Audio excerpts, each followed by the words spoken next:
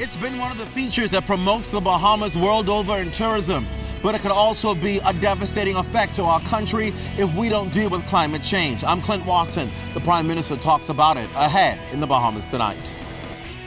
Coming up, find out what a new survey released today is saying about the socio-economic conditions in this country. Some good news for sports fans. Find out coming up. The Bahamas Tonight, the National Report starts now. Now in HD.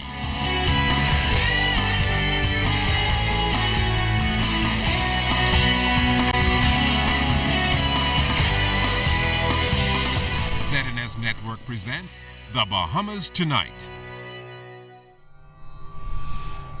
This portion of the news brought to you by BTC Every Day.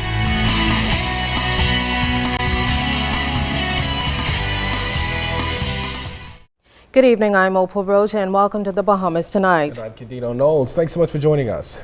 Well, the country could soon have a sex offenders register and an alert system for missing children as government fine-tunes legislation making way for Marco's Law. The National Security Boss gave an update on this and amendments to the Sexual Offences Act.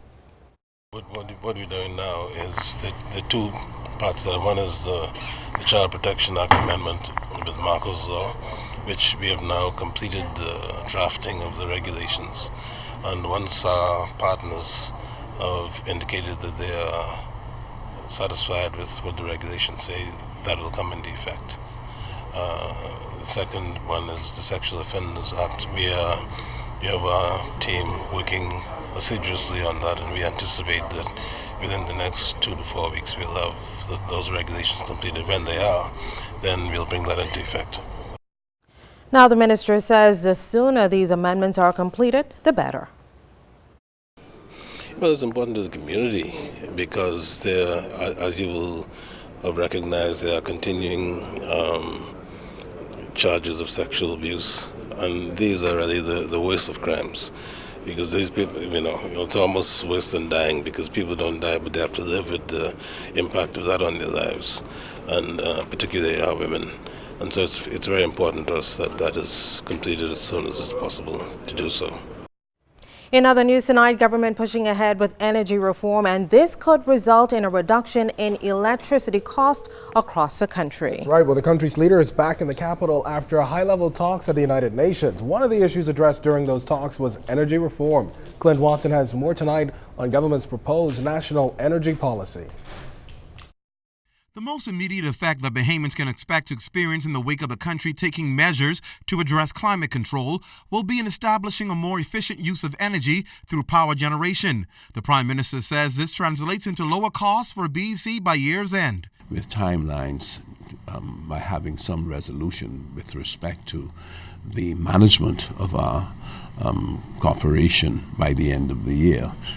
And so these are important targets that we have established, all calculated to cause a reduction in the cost of electricity, not just for Bahamians, but also for the commercial interests in our country that have always seen the cost of power as very, very intimidating to them as investors. The Prime Minister also wants a quicker response to reducing electricity for family islands. This as his government has already approved new methods of power generation for Bahamar. I'm really going to be interested in talking to the Minister further about how we could move in the islands in a much more effective way and a quicker way in being able to bring lower prices and because we're using sun, in some instances, even the ocean that we're now doing with respect to Bahamar, where we have approved a company to bring in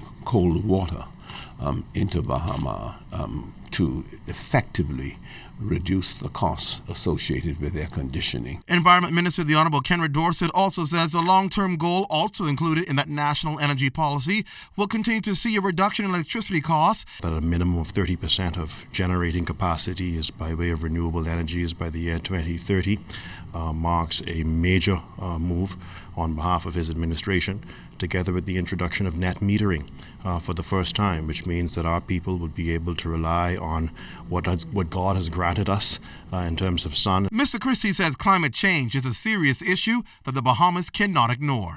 The oceans are claiming our land. You know, you can go to islands, Clint, and old-timers could tell you that when they were young, they were picnicking in what is now the ocean. And when you consider what scientists have predicted, that 80% of the country's land mass could be lost if the sea level rises by 1.5 meters, it drives home the importance of all of us doing what we can to impact climate change, preserving the Bahamas, not just for this generation, but future generations to come. Clint Watson, ZNS Network News. Well, fresh off the heels of his address to the United Nations on climate change, the Prime Minister addressed the Northern Bahamas Disaster Preparedness Workshop. The nation's leader said it was important considering the global focus this week. Before concluding the workshop, he shared the message of readiness in the event of a disaster. His watchword, prepare. To protect the civilization that we have, we must place at the highest level the priority of preparing for disasters, and in the interim period, making our land more and more protected, so that when the disasters do come, not only have we worked hard with our people to empower them to be concerned, to be knowledgeable, to anticipate, to prepare, but also with the institutions of the government. Well, privately contracted court stenographers can now breathe a sigh of relief as the government is taking steps to ensure that their jobs are secured. Carey has this. Bahamas Public Services Union President John Pinder says there is no cause for alarm since the contract for some 30 court stenographers is set to expire on September 30th. He noted that efforts are underway to ensure that 95% of the stenographers will become pensionable and permanent government employees. I was advised that Tuesday past, a paper should have been taken to the cabinet for approval. I contacted the Department of Public Service this morning. They were not able to say that it was approved on Tuesday, but they are able to confirm to me that certainly those persons have been or is being a part of the regularization for the pensionable and permanent status. I think it was 30 persons that was recommended. I think there was about 4 persons that had some outstanding issues that I think the ministry is looking into.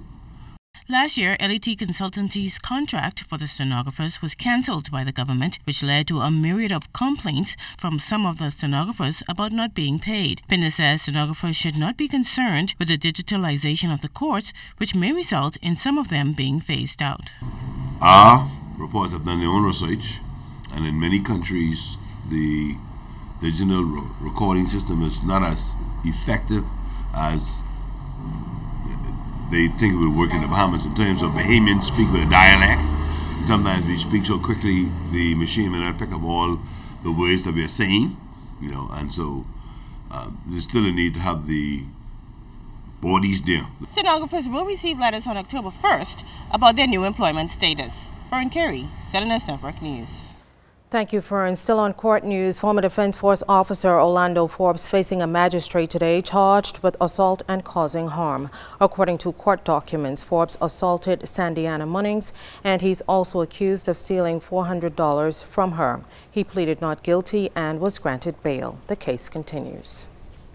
All right, well, Immigration Director William Pratt confirming to ZNS News that additional security measures will be implemented to avoid another robbery at the Department of Immigration. He noted that while no files or records were taken during a robbery earlier this week, several electronic and produce items were stolen from the department's tuck shop. Pratt says police investigations are ongoing.